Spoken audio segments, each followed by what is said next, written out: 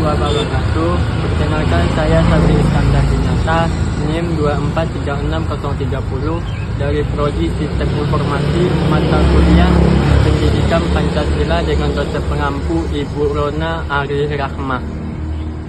Baiklah, di sini saya sudah berada di Benteng Tuanku Tambusai, bertepatan di Kecamatan Tambusai. Di sini saya akan menjelaskan sedikit tentang Benteng 7 Lapis ini. Benteng ini merupakan peninggalan sejarah kemerdekaan Indonesia pada zaman penjajahan Belanda sebagai benteng pertahanan pejuang masyarakat dalu-dalu atau masyarakat Indonesia. Benteng yang dibuat dengan material tanah yang diambil dari tepian sungai atau batang sosa Tambusai dikerjakan oleh masyarakat dalu-dalu dengan waktu yang lumayan lama. Sewaktu terjadinya Perang Paderi yang dipimpin oleh Tuanku Tambusai, Benteng 7 Lapis ini yang menjadi tempat melanjutkan perjuangan melawan penjajahan Belanda. Secara geografis, benteng ini terletak di antara aliran sungai dan lereng bukit. Di sekeliling benteng ditanami bambu berduri dan sebagiannya juga dibangun gardu-gardu penjaga yang berguna untuk menghalau benteng dari pengintai luar. Bagian belakang benteng berhadapan dengan sungai Batang Sosa yang sekaligus menjadi jalur alternatif penyelamatan diri bila terdesak. Pasukan batuan ini terdiri dari 4 kompi dari pasukan batalion ke-6 dan dibantu pasukan pribumi yang berpihak kepada Belanda.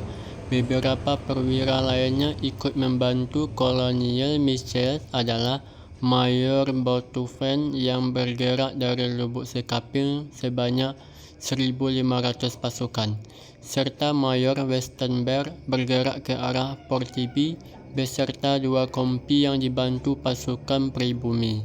Sejarah pembangunan hingga pertempuran di Benteng 7 Lapis terkait dengan Tuanku Tambusai.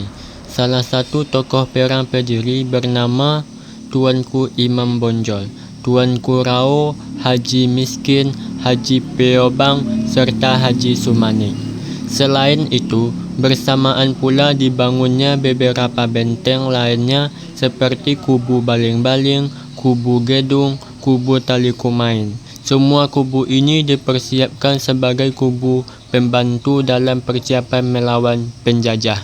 Kepemimpinan Tuanku Tambusai dimulai saat Tuanku Rao, salah satu seorang pemimpin kaum Paderi lainnya, gugur dalam pertempuran di Air Bengis pada tahun 1832. Benteng Rao dapat dikuasai sepenuhnya oleh pasukan Belanda pada bulan September 1832. Tuanku Tambusai lantas membawa anggota pasukan kaum Paderi yang tersisa menuju arah utara dan kemudian mendirikan benteng pertahanan di dalu-dalu. Dari benteng ini pula lah Tuanku Tambusai mengorganisasikan segenap anggota pasukannya untuk menyerang pasukan Belanda melalui taktik perang gerilya. Meskipun Tuanku Imam Bonjol akhirnya tertangkap, namun kaum Paderi tetap gigih melancarkan serangan-serangannya dengan dipimpin oleh Tuanku Tambusai. Usaha pasukan Belanda merebut benteng dalu-dalu senantiasa kandas mengingat kuat dan kokohnya benteng pertahanan kaum Paderi tersebut. Baru setelah setahun melakukan pengepungan dan penyerangan secara besar-besaran, 28 Desember 1838, benteng dalu-dalu jatuh. Tuanku Tambusai meloloskan diri menuju Negeri Sembilan, Malaysia. Ia terus berada di Negeri Sembilan hingga akhirnya wafat pada tanggal 12 November 1882.